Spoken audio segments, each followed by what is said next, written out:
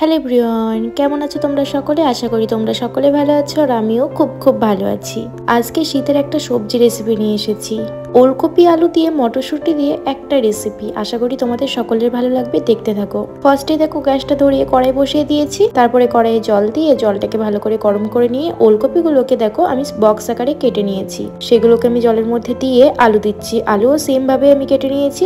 আলুগুলোকে সব দিয়ে এবারে ঢাকা দিয়ে ভালো করে কিন্তু এটাকে সিদ্ধ করে নিতে হবে। তোমরা চাইলে প্রেসার কুকারেও কিন্তু দুটো সিটি মেরে নিতে পারো। খুব ভালো করে কিন্তু সিদ্ধটা করে নিতে হবে, কারণ ওলকপি একটু খুব শক্ত টাইপের হয়, তার জন্য একটু বেশি করে সিদ্ধটা করে নিলে নরম হবে। তো ফাইনালি দেখো আমার সিদ্ধ করা হয়ে গেছে, এবারে নামিয়ে নিতে হবে। আলু সিদ্ধ নিয়ে কোনো সন্দেহ নেই, কিন্তু ওলকপি নিয়ে একটু আমি ভয়ে ছিলাম, বাট দেখলাম কি ভালো মতো একদম সিদ্ধ হয়ে গেছে। এই যে দেখো, দেখেই বোঝা যাচ্ছে। তো একটা পাত্রে এবার এগুলোকে সেঁকে নেব। তারপরে কড়াই বসিয়ে দিয়েছি আবারও। কড়াই গরম হলে দিচ্ছে এবারে সর্ষের তেল। খুব ভালো করে সর্ষের তেলটাকে এবারে গরম করে নিতে হবে। এটা কিন্তু সাদা তেলেও করা যায় না এমন না, কিন্তু বাঙালি তো আমাদের সর্ষের তেলটাই বেশি ভালো লাগে, আর সর্ষের ঘ্রাণটাকে আমরা বেশি ভালোবাসি, কি তাই তো? তো দেখো তেল গরম হয়ে গেছে, এবারে দিচ্ছি এখানে 5 ফোড়ন। তারপরে পেঁয়াজগুলোকে এভাবে আমি কেটে নিয়েছি। একটা পেঁয়াজকে অর্ধেক করে তারপরে মোটা মোটা করে কেটে নিয়ে সেগুলোকে ছাড়িয়ে নিয়েছি পাপড়ি আকারে। তোমরা চাইলে এইভাবে নাও দিতে পারো, পেঁয়াজটাকে নর্মালি যেভাবে কেটে দাও অন্য রেসিপিতে সেভাবেও দিতে পারো, কোনো অসুবিধা নেই। এভাবে দিলে খেতে ভালো লাগে, পেঁয়াজগুলো একটু গোটা গোটা হয়ে থাকে তাই বেশ ভালো লাগে। খুব বেশি ফ্রাই করা যাবে না পেঁয়াজটাকে, তেলের উপর দিয়ে হালকা নাড়াচাড়া করে ওই ওলকপি আলুগুলোকে দিয়ে দিতে হবে। তারপরে পরিমাণ মতো নুন আর হলুদ দিয়ে নাড়াচাড়া করতে হবে। খুব ভালো করে এবারে ফ্রাই করে নেবো এগুলোকে।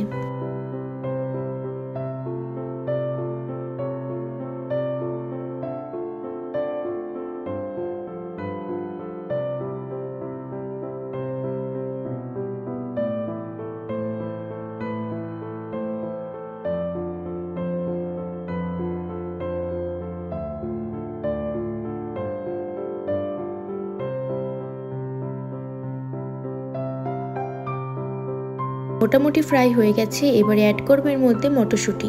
অনেকে আছে যাদের প্রশ্ন হয় মটরশুঁটিগুলো এভাবে অ্যাড না করে যদি সিদ্ধ করতে দেওয়া হয় কেমন হয়। তো আমি তাদের জন্য বলবো এভাবে দিলে কিন্তু টেস্ট বাড়ে, সিদ্ধ করে দিলে কিন্তু ওটা অন্যরকম টেস্ট চলে আসে। ওভাবেও দেওয়া যায়, বাট টেস্টটা কিন্তু এটাতেই ভালো আসে। আর আমি এখানে চেরা কাঁচা লঙ্কা অ্যাড করেছি 5-6টা মতো, দিয়ে খুব ভালো করে এবার একটু নাড়াচাড়া করে নিচ্ছি।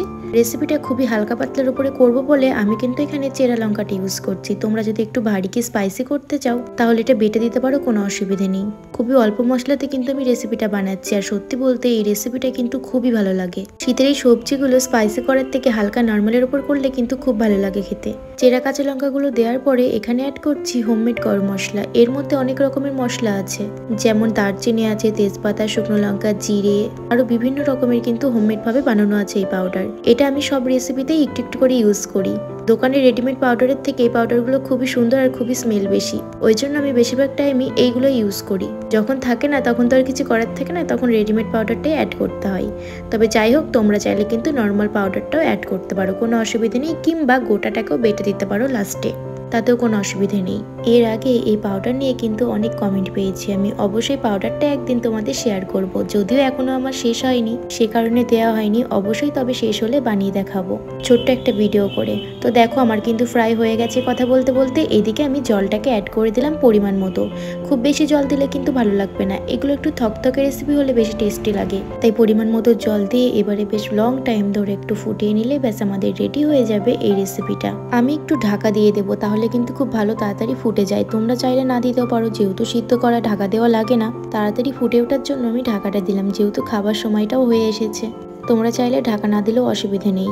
তো দেখো আমার কিন্তু রেসিপিটা পুরোপুরি হয়ে এসেছে। এবারে নাড়াচাড়া করতে করতে এই ঝোলটা অনেকটাই কিন্তু শুকিয়ে যাবে। এবারে অ্যাড করবো সেই পাউডারটা, যে পাউডারটা আমি আগে দিয়েছিলাম, তাই অল্প অল্প করে দিই আমি রেসিপির শুরুতে রেসিপির শেষে, তাতে স্মেলের পরিমাণটা খুব ভালো আসে। আর এই যে দেখো শীতের এই সুগন্ধি, বুঝতেই তো পারছো, ধনেপাতা কুচি, এটাকেও অ্যাড করে দিলাম। ব্যাস আর কিছু এখানে অ্যাড করার নেই। এবারে নাড়াচাড়া করে আর একটু ফুটে নিলে ব্যাস রেডি হয়ে যাবে আমাদের এই রেসিপিটা। তো সত্যি বলতে এই রেসিপিটা তোমরা অবশ্যই করে দেখো, আশা করি সকলের ভালো লাগবে। আমার রেসিপিগুলো তোমাদের কেমন লাগে অবশ্যই কমেন্টে জানিও, আর আজকের ভিডিওটা কেমন লাগলো সেটা কিন্তু জানাতে ভুলো না। আজকের ভিডিও তো এতটুকুই, আসবো আবারও একটা নতুন ধামাকাদার রেসিপি নিয়ে। আজকে এতটুকুই, সকলে ভালো থেকো, সুস্থ থেকো, টাটা।